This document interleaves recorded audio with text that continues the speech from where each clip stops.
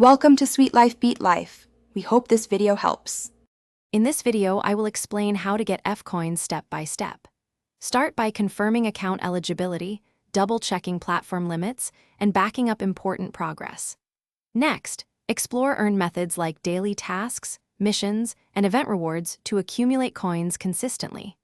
Finally, compare safe purchase options and third-party risks, and set a weekly plan to monitor spending and growth for steady progress. In this video, I will explain how to get F-Coins step by step.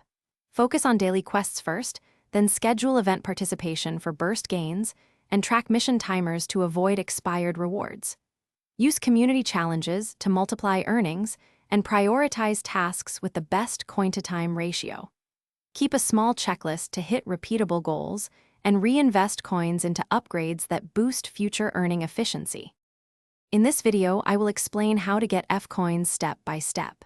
Quick recommendation: if you want a tidy play area, consider the Shark AI Ultra Robot Vacuum with voice control for hands-free cleaning and less distraction.